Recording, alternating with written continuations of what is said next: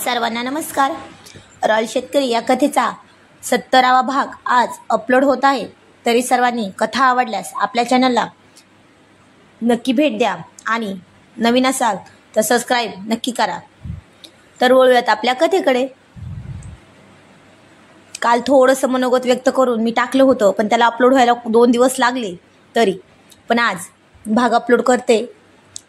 सांगता येत नाही केव्हा होईल, पण तरी करते मी आज. आणि आज तिनेच त्याला जवळ घेतले होते, त्याच्या तोंडात तोंड घातले होते. त्याने पण तिला आज अजिबात नाराज करायचं नाही असं ठरवलं होतं. तसं तो पण तिला सहजच सहन होणार इतकाच किस करत होता. पण तरी तिचे श्वास कमालीचे वाढले होते आणि तिला श्वास पण घेणं असह्य होऊन तिने त्याच्या तोंडातून तोंड बाजूला काढून म्हणाली, अहो अहो ऐका ना. तो म्हणाला, हो बोला ना राणी सरकार, तुमचं नाही ऐकायचं मग कुणाचं ऐकणार.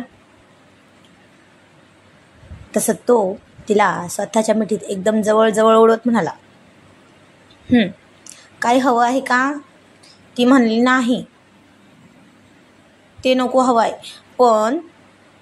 पण आपले लग्न झाले किती दिवस झाले. तुम्ही मला माझ्याविषयी तुमच्या मनात काय विचार आहेत ते सांगितलेच नाही. ते सांगा ना, म्हणजे मला पण तुमच्या मनात माझ्याविषयी काय आहे ते समजून घ्यायला मिळेल. तो म्हणाला, बरं तुला माझं मत ऐकायचं आहे का. ती म्हणाली, हो ना सांगा ना. तो म्हणाला, खरंच का. ती म्हणाली, हो अहो खरंच ना, सांगा की. तो म्हणाला, ठीक आहे, तू किती सुंदर आहे ना हे सांगायला मला शब्दच मिळत नाहीत ग. जेव्हा तुला पाहतो ना तेव्हा तेव्हा तेव्हा तुझ्याच प्रेमात पडावं वाटतं. तुझे ते डोळे म्हणजे अंधारातील चमकणारे काजवे आहेत ग. आता त्याचं हे बोलणं ऐकू ती प्रिया खूप मन लावून ऐकत होती. तशी ती सरळ त्याच्या अंगावर जाऊन बसली. तो म्हणला, प्रिया आज काय खरं नाही वाटतंय माझं. तुझे विचार तर खूपच वेगळे वाटतात आहेत बाबा. ती म्हणाली, अहो बोला ना, मला तर तुमच्या डोळ्यात हरवून जायचं आहे ना, म्हणून मी अशी बसले. तसं तो तिला आणखीन जवळ ओढत म्हणला, बरं राणी सरकार ठीक आहे, पण रात्र ही बोलण्यासाठी नसते ना, काहीतरी करण्यासाठी असते ग. तशी ती लाजून म्हणाली, हो पण आधी तुम्ही सगळे सांगा. खूप छान बोलता ना तुम्ही. तो म्हणला, बरं तुझे ते डोळे चमकणारे काजवे आहेत, ते ज्या काजव्यांचा प्रकाश सगळी रात्र सामावलेली आहे त्या डोळ्यांमध्ये, आणि तीच चमक पाहून त्यात असलेलं प्रेम मला खूप आवडतं. तुझ्या ओठांवरचं हसू म्हणजे कमळाच्या पाकळ्यांवर पडलेलं मोतीसारखं पाणी आहे, जे माझ्या मनात नेहमी आनंद भरतं. तुझे ते केस जणू काळ्या मेघासारखे आहेत, जे नेहमीच खूप अस्तित्व तुझं खूप मोठं आहे हे जाणून करून देतं. तू मला स्पर्श करतेस तेव्हा माझं सगळं टेन्शन मी विसरून जातो आणि त्या क्षणाचा मी पुरेपूर आनंद घेतो. तुझा आवाज सुंदर गोड गाणे आहे असं वाटतं. तू माझ्या आयुष्यात आली तेव्हापासून प्रत्येक दिवस हा माझा सणासारखा वाटतो. प्रत्येक क्षण हा गोड आठवण बनून जातो. तू माझ्या आयुष्यातील सर्वात सुंदर भेट आहेस. तुझ्या मनातले विचार, तुझ्या भावना आणि तू माझी स्वीकारलेलं प्रेम या गोष्टीमुळे मला तुझ्यावर अजून जास्त प्रेम करायला आवडते. तू फक्त व्यक्ती नाहीस ग, तर तू माझ्यासाठी एक प्रेरणा आहेस, एक जीवन जगण्याचा आधार आहेस. तू माझं सगळं जग आहेस. तुझ्याशिवाय मी माझ्या आयुष्यात काहीच नाही. तुझ्यामुळे माझं जीवन खूप सुंदर आणि अर्थपूर्ण झालं आहे. तुझी जेवढी तारीफ करू ना तितकी कमीच आहे बघ. आणि हे शब्द पण अपुरे आहेत तुझ्यापुढे, कारण तू माझ्या आयुष्यात माझ्यासाठी शब्दांच्या पलीकडे आहेस. माझं तुझ्यावर प्रेम हे कधीही न संपणार आहे आणि ते असंच कायम राहणार आहे. बस झालं माझं. आता काय बोलणार तू ह्यावर. तसं तिचे डोळे पाण्याने डबडबले होते. तो म्हणाला, ए वेडाबाई, तू का रडतेस? ती म्हणाली, अहो मी उगीच तुम्हाला दुरावा देते ना. आता नाही देणार. तुम्ही माझ्यासाठी काही पण करता, मग मी पण तुमच्यासाठी सगळे करेन. कारण माझं पण तुमच्यावर खूप खूप खूप प्रेम आहे. असं म्हणून तिने त्याला स्वतःहून किस केला. आणि ती करतच होती. तिने पहिल्यांदाच आज पुढाकार घेतला होता त्यावर प्रेम करायला. तसं तिने त्याच्या गळ्यावर किस केला आणि तो हसून म्हणाला, प्रिया अगं काय करते, मला हसायला येते ना. ती म्हणले, हो खरंच? मग मी काय करू, तुम्ही पण असेच करता ना, मग आता गप्प बसायचं. असं म्हणून तिने त्याच्यावर चुंबनाचा वर्षाव करायला सुरुवात केली. आणि त्याला तिचा स्पर्श, तिचा सुगंध वेड लावत होता.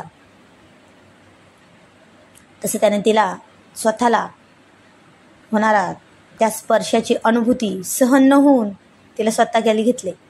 ती म्हणाली, अहो जरा हळू ना, किती घाई असते हो तुम्हाला. तो म्हणला, अगं याला घाई नाही म्हणत, याला प्रेम म्हणतात. असं म्हणून तो तिच्या अंगभर नुसता चुंबनाचा वर्षाव करून तिला भिजवून टाकत होता.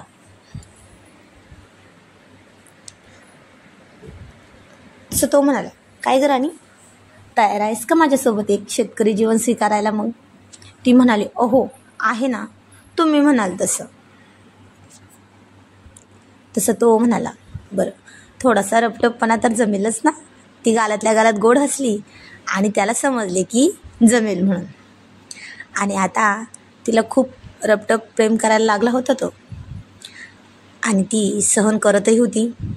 त्याचा तो स्पर्श तिला खूप हवाहवासा वाटू लागला होता. ती एकदम फुलासारखी नाजूक होती. आणि तो तिचा सुगंध जणू पाकळ्या चुरगळून त्याचा हवा तसा सुगंध तो कुस्करून घेत होता. तिला त्याच्या प्रेमाच्या पावसाने उद्ध्वस्त करून टाकत होता. आणि ती पण कुठलीही त्याला अडवणूक न करता उद्ध्वस्त होऊन त्याच्या रंगात रंगून गेली होती. त्याच्यातच दोघे एक झाले. पण आज त्याचा जो जरा जास्तच होता. पण तिने ते सहन न होऊन त्याला पाठीवर घट्ट मिठी मारली. तिच्या डोळ्यांच्या कोपऱ्यात पाणी उघळले. आणि त्याने ते पाहून म्हणाला, सॉरी, तुला सहन होईल, मला असं वाटलं होतं. सवय झाली आहे ना माझ्या प्रेमाची. ती हळू आवाजात म्हणली, अहो तसं काही नाही, पण जरा जास्तच तुम्ही. असं म्हणून ती गप्प झाली. तो म्हणाला, ए राणी, फिरायला गेल्यावर तर यापेक्षा जास्त होईल ना. मग काय करणार? ती म्हणले, अहो ठीक आहे ना, ठीक आहे मी, तुम्ही काळजी नका करू. तो म्हणाला, बघ हा, परत सकाळी सकाळी मशीन खूप अंग ठणकतंय. ती म्हणाली, नाही म्हणणार ना बाबा, तुम्ही हवं ते करू शकता. तसं तो म्हणाला, बरोबर, मग फिरायला गेल्यावर तुला मला हवं तसं आणि हवं तेवढं प्रेम करू द्यायचं. हां. ती म्हणाली, का आता नाही का मी देत करून तुम्हाला काही? तो म्हणला, अगं पण तसं नाही, तू सकाळी सकाळी नाही ना मला हवं ते करू देत. सारखा कामाचा बहाणा करून पळून जातेस दूर. ती म्हणाली, हो का, बरं बस झालं हां आता फाजीलपणा, काही पण मागणी करता तुम्ही.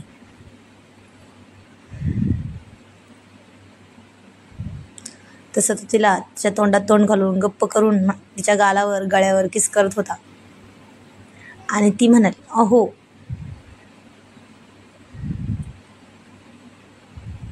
माझं तुमच्यावर खूप खूप सारे प्रेम आहे.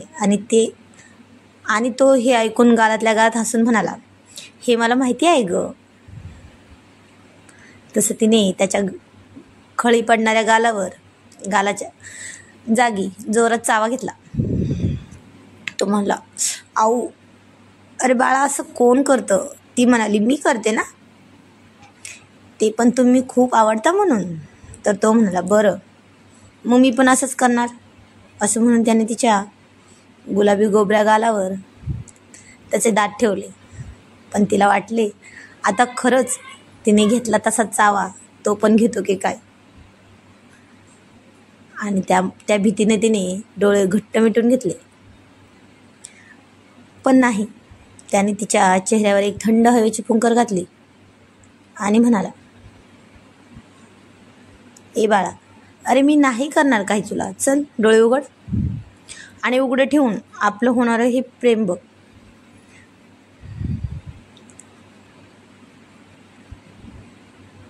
तशी ती लाजून त्याच्या गालावर हात मारत म्हणली, शी घाणेरडे, काही पण बोलता. तो म्हणाला, हो मी आहे घाणेरडा, बोलत नाही तर करून दाखवतो. असं म्हणून ते दोघे पण खूप घामाघूम होऊन आज खूप दिवसांनी एकमेकांच्या मिठीत शांत पडून होते. खूप रात्र झाली होती. जवळपास 11:15 वाजले होते. ती म्हणली, अहो आता झोपूयात ना, सकाळी सकाळी जायचे आहे. तो म्हणाला, हो पण मला झोप नाही येते ना अजून पण. ती म्हणाली, का डोके दुखते का की भूक लागली आहे.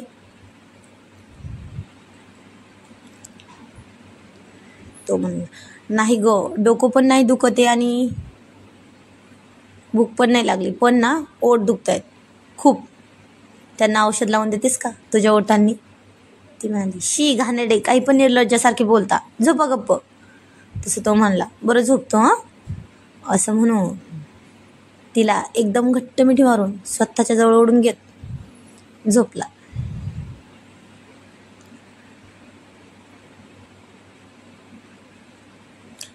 पण आता सकाळी सकाळी खरंच तिचं अंग ठणकतच होतं.